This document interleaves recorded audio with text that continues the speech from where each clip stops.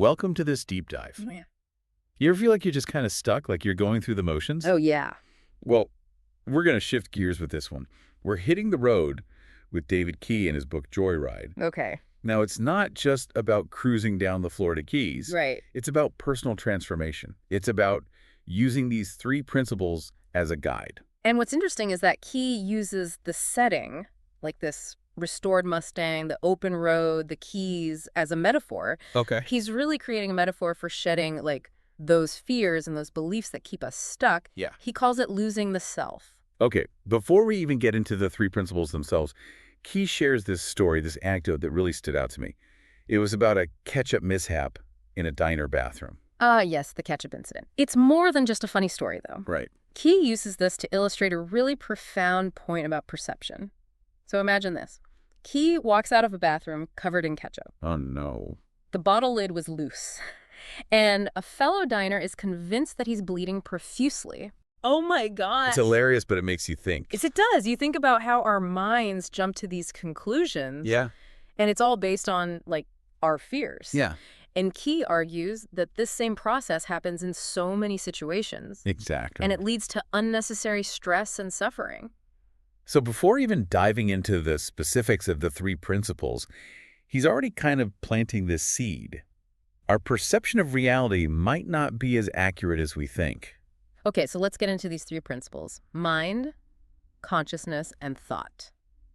I'm a little fuzzy on how they all work together. Yeah, it could feel a bit abstract at first. Think of it this way.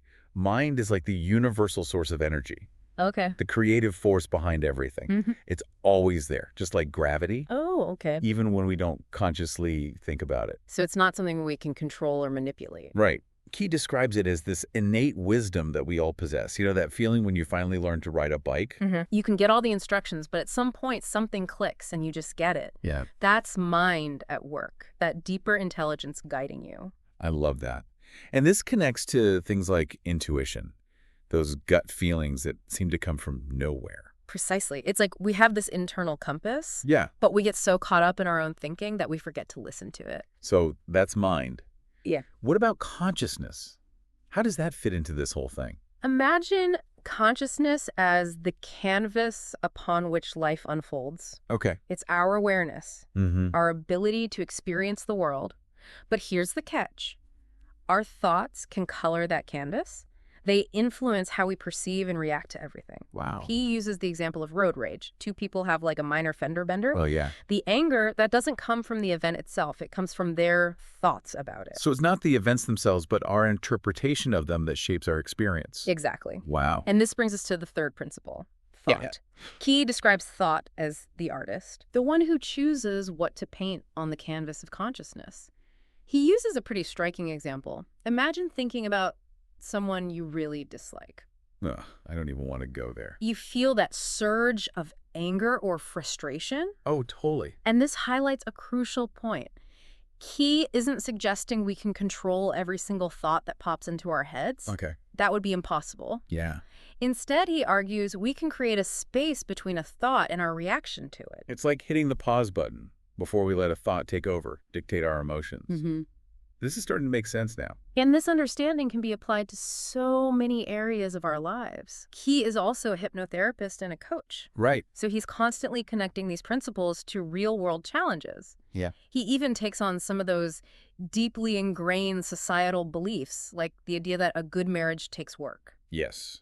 He argues that a relationship isn't a broken thing to be fixed. Right. It's a dynamic created by the thoughts of the people involved. It flips the script. It really does. Instead of trying to change our partner, maybe the real work is understanding how our own thoughts contribute to the dynamic. Yeah. And to drive that point home, Key shares a story about his own marital crisis. Oh, wow. He describes feeling like his world was falling apart, lost, and hopeless. And it's his vulnerability that makes this so powerful. He's not preaching from some ivory tower. Right. He's sharing his own struggles and how the 3 principles offered him a way out. Yeah, and what's really interesting is it wasn't Key who initially had the breakthrough. It was his wife, Anna. while watching a lecture on the three principles. Oh, wow. So these ideas aren't just theoretical. They can have a tangible impact on real relationships. That's pretty inspiring. It is. And this is just the beginning of our joyride. Right. Key uses this foundation of the three principles to explore so many facets of life, from our relationship with money, to the nature of fear, to the power of intuition. Okay, I'm ready to dive deeper. Let's do it. So we've got those three principles: mind, consciousness, and thought. Now let's see how they work in, say, the world of scuba diving. Scuba diving. I don't really see the connection. It's insightful, really. Key talks about scuba diving like entering a whole different reality. Okay. Your everyday worries, they just kind of fade away. Imagine that. Weightlessness, the silence. You're surrounded by these vibrant coral reefs. Yeah. It's like a different state of consciousness. I can see how that would change things up. But being that deep underwater, it kind of freaks me out. Oh, totally understandable. Yeah. He even talks about trying to swim with dolphins. Didn't go as smoothly as he hoped. Really? But the point is, we all have our comfort zones. But he uses scuba diving to illustrate how certain experiences can give us a glimpse into the power of the three principles. Well, Key asks this: since human beings can easily float in water, why should any of us drown? That's a good question. Think about it. Our bodies are naturally buoyant. So what's making us sink then? Our thinking. Really? The fear, the panic, that belief that we can't swim, those thoughts make drowning a self-fulfilling prophecy.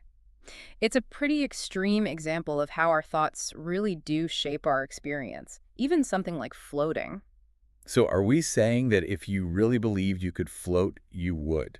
Like even if you couldn't swim? That's the idea Key's getting at, and it goes back to mind. If we tap into that deeper intelligence, maybe we can get past limitations we thought were unbreakable. I'm starting to get it. But let's bring it back down to earth. How do these principles play out in, like, our careers? Key uses his own career as an example, shares his wins and losses. He even says he sold computer chips for 10 times what they were worth just by trusting his gut. Oh, I love that story. It's like he just knew what to do even though it didn't make sense on paper. Exactly. It shows how powerful it is to work from that inner wisdom. But he's also honest about the times when insecure thinking held him back. In what way? He talks about wasting money because deep down, he didn't think he deserved success. That's relatable. I think a lot of people feel like they aren't good enough for good things. That's where understanding of the three principles can be so freeing. Because if we can see that those feelings of unworthiness are just thoughts, not facts, then we can start to change our mindset. Key argues that what we experience is often a reflection of what we believe about ourselves. So are you saying if we think we're not worthy of success, we might, like, sabotage ourselves without realizing it? Key saw it in his own life and with his clients, but he also tells a story about a moment in his sales career. He had to choose between making a big sale or being upfront with a client about a product that wasn't right. Oh, what did he choose? He chose honesty, Really? even though it meant losing the sale. He says it was one of the best decisions he ever made. It's a reminder that doing what aligns with our values can be really fulfilling, even if it doesn't bring in the money right away. That takes guts, going against the grain when there's pressure to succeed. And that's where that space between thought and action comes in. Key says that when we pause, connect with our values, and choose instead of just reacting, we open ourselves up to a whole new way of being.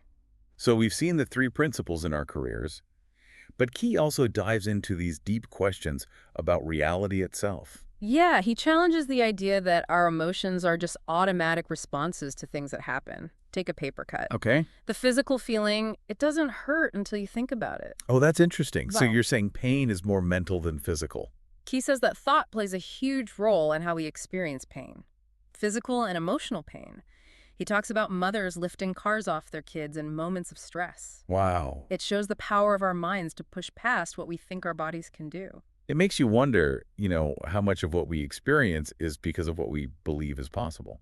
Key says that when we question those beliefs, we open ourselves up to a whole new world of possibilities. This is starting to sound a little like The Matrix. Are we saying we're creating our own reality here? Key uses the idea of a movie projector. He's describing how our minds work. Okay. We're kind of like directors of our own lives, choosing the story we tell, the thoughts we focus on, those become the movies we see. So if we focus on negative stuff, it's like we're making a horror movie for ourselves. That's a good way to put it. Yeah. And if we can focus on more positive, empowering thoughts, we can create something much more uplifting and joyful. That's a lot of responsibility, though, to think we're creating our own reality. Key knows it's a hard idea to grasp, especially with all the messages coming at us from the outside world.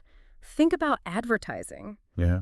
It's designed to use our desires and fears. It plants ideas in our minds that shape our choices. So it's like we're constantly being programmed. Right. So the three principles aren't about ignoring those influences. It's about being aware of how they're shaping our thoughts. It's about taking back control. Right. Exactly. Key says it starts with being mindful of what we're thinking, noticing the stories we're telling ourselves, and asking, are those stories helping us? He even says, if your life was a movie, what genre would it be? That makes you think. It makes you realize that you have more control over the story than you might believe. Definitely. And it's not about pretending everything's perfect or ignoring problems. Right. It's about choosing to focus on what's good, seeing the chances for growth and learning in every situation. So we talked scuba diving, careers, Yeah. and the power of thought. Where does this joyride go from here? Key digs into consciousness, using this idea of climbing a mountain. Okay. As you go up, your perspective gets wider. Yeah. You see things differently. This applies to everything, from our own problems to our relationships. I can see how wider perspective would help with relationships, especially when you're stuck in a fight. That's exactly it. Key points out, when we're caught up in our own thoughts, we miss the other person's side. He challenges the idea that a good marriage takes work, saying it's not a thing to fix. Right. It's about the thoughts of the people in it. He's really flipping things around, huh? It's like he's saying fixing a relationship isn't about changing the other person, but about understanding how our own thoughts are part of the problem. Right. And remember, he's not just talking. He tells a story about a huge crisis in his own marriage and how his wife, Anna, had a breakthrough while listening to a lecture on the three principles. It's another example of how these ideas can really work in people's lives. It's not just theory, it's about putting it into practice. For sure. As we go deeper into Joyride, we'll see how Key uses the Florida Keys as a background to explore all sorts of human experiences and how the three principles can help us handle them better. I'm definitely ready to keep going. Let's do it. We've been on quite the joyride, from the ocean to personal growth. It's been amazing. Key really knows how to bring it all together, doesn't he? He does. And as we get to our final stop, Key West, the southernmost point, Key takes us to a place you might not expect.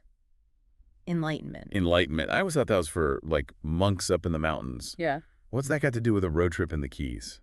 Key says we often have this, romanticized view of enlightenment. Yeah. Like it's this huge revelation or being happy all the time. Mm-hmm. But he thinks true enlightenment might be simpler, closer than we think. Okay, so how does he define enlightenment using the three principles? Well, he tells this story about talking with Sydney Banks. Okay. He's the guy who came up with the three principles. Right. And Banks said he'd conquered the world by understanding mind, consciousness, and thought. Conquered the world. That sounds intense. What did he mean by that? He thinks it means Banks had moved past his ego. Okay. He could experience the world with love and compassion beyond just his own needs. So it's not about being perfect, but about a deeper awareness and connection. You got it. And Key says not everyone will reach that same level as Sydney Banks. Yeah. But we can all have those aha moments Mm-hmm. when we see things in a new light and realize how much our own thinking has caused us to suffer. Like when things suddenly become clear. So does that mean we'll never have bad thoughts again? Or feel down?